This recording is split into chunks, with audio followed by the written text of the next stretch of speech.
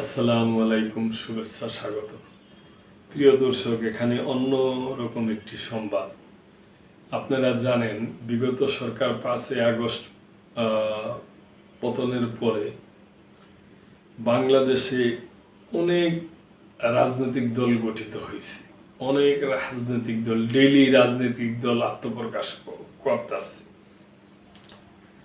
অনেক রাজনৈতিক দলের আছে শুধু নাম আর ফোন নাম্বার দেওয়া, কিন্তু তাদের ঠিকানা কিচ্ছু নাই, এরকমও বলে আছে, শুনলাম কুরডান কুট।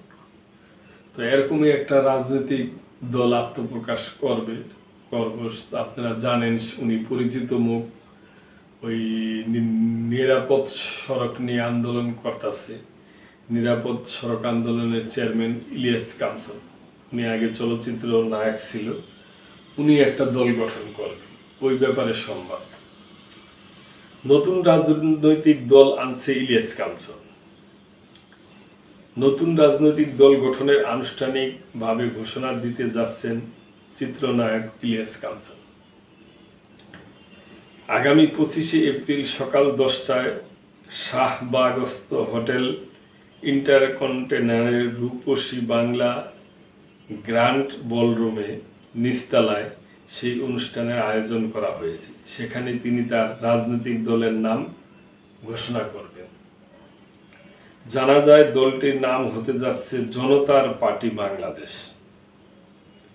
নিরাপদ সড়ক চাই আন্দোলনের ভাইস চেয়ারম্যান লিটন আরশাদ এই তথ্য নিশ্চিত করেন। আর এর আগে 17 এপ্রিল বাংলাদেশ আমজনতা পার্টি নামে নতুন রাজনৈতিক দল গঠন করেন ডেস্টিনি গ্রুপের ব্যবস্থাপনা পরিচালক মোহাম্মদ রফিকুল আমিন। রাজধানীর বনানীর হোটেলে শেরাটনে আনুষ্ঠানিকভাবে এই দলের নাম ঘোষণা করেন তিনি। নতুন এ দলটির আহ্বায়ক মোহাম্মদ রফিকুল আমিন নিজেই ও সদস্য সচিবের দায়িত্বে রয়েছেন গণ অধিকার পরিষদের সাবেক নেত্রী ফাতিমা তাসনিম।